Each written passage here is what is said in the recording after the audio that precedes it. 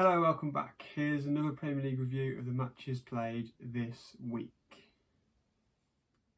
Starting us off then, Crystal Palace beat Norwich 3-0 earlier on in the week.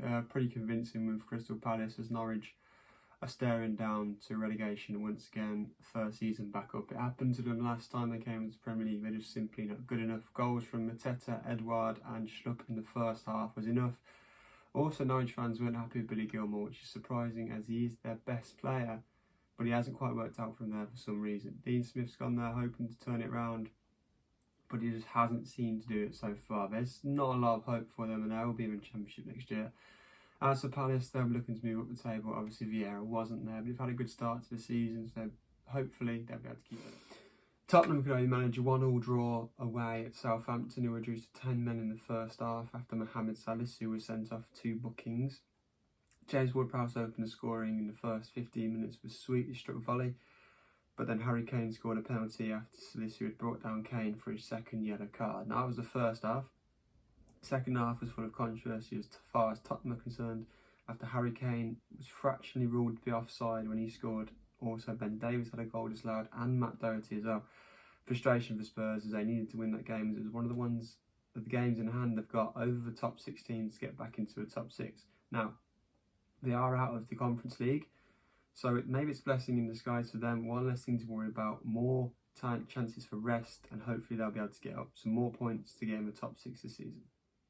West Ham back to winning ways as they beat Watford 4-1 away from home. Pretty normal win for them. 4 goals, Noble, Souček, Benrahma and Vlasic in the last minute after Dennis had opened the score for Watford. Now, he's been a shining light, and there's news he's not going to the African Cup of Nations, which will help Watford massively, as he has scored lots of goals for them this year and he's been a real threat. Without him, they'd really struggle. As for West Ham, back on winning ways. Top 6 is still a dream. Obviously, Europa League is taking its time.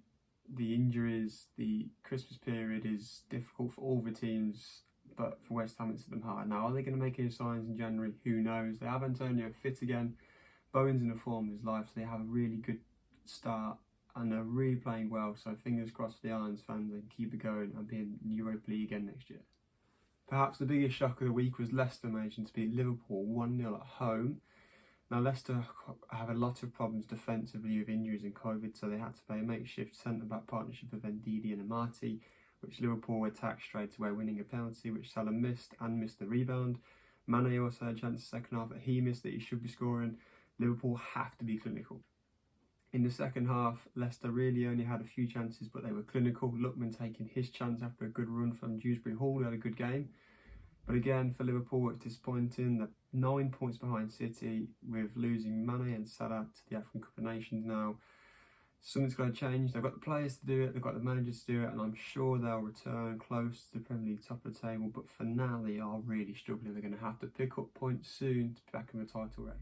Chelsea played Brighton at home but struggled. It's a real struggle at the moment for Chelsea. Something's not going right. The opener scoring from Lukaku, but they never really built on it. They had chances, poor decision making and finishing, and when Pulisic went down in the box, maybe they should have had a penalty, but they didn't. The second half, Brighton were fantastic. They created so many chances. Without Kante, Chelsea defensively are really poor. Jorginho isn't there defensively.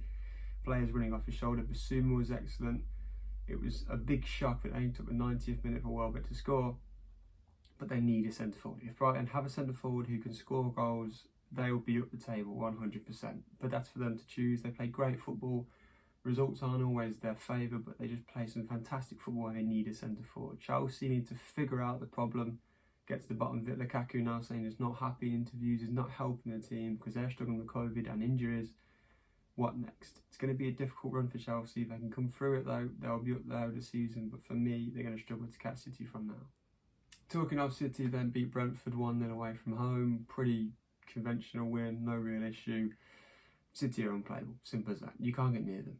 They give you the ball for 1 second, they win it back the next. They can keep the ball all day long. Brentford even tried having the grass longer than usual to disrupt it, but it was no good. A goal from Foden in the first half after a cross from De Bruyne. Simple as you like, but how do you beat City? You have to catch them enough. Palace did it early on in the season. They seem to have flicked a switch now, though, City, into the mode. 4 out of the 5 seasons Pep's been here, he's won the league. Surely it's another 5th one. If that happens, it's all about trying to catch them. Now the teams in the Premier League are playing good football. Brentford play good football and did cause them minor problems, but they won't be judged on these games. They are fantastic as always, and they'll be up in the middle of the table this year, I'm sure.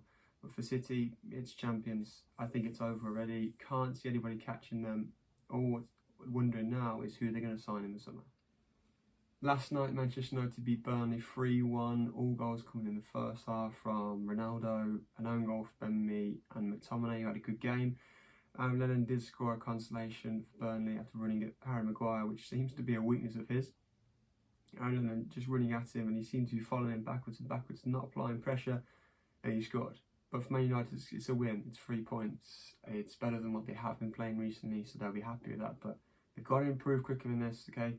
They need to be up there. They should be beating Burnley easily.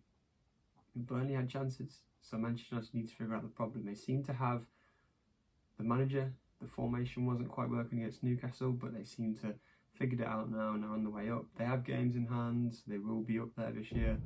Burnley don't need to start winning games. It's difficult times for them. They are in the bottom three. Yes, they have played 3 games less, and yes, they will probably get out of trouble, but they need to start picking up points soon. There's things they can't help, COVID, the snow. But if they don't start picking up points soon, it's going to be really difficult for them to come into the season. They play the style of football that's always kept them up, and they're not big with signings. Something quite has to change this year, or else it will be the year they go down. That is all the Premier League games that were played this week. Obviously, COVID again had its effect with Wolves not playing, Arsenal not playing, also Everton aren't playing, Newcastle Southampton's now cancelled this week coming, so the games are coming thick and fast for everybody else, and some teams are getting breaks, which has frustrated. As for the rest of the league, are not happy, but this is England. It's always been the same. It won't ever change. So for European managers coming over, it's disappointing for them to try and change the tradition of English football. But that's that. My opinion is they shouldn't come over expecting to change. Deal with it, and it should be as easy as that. The English managers aren't moaning, so...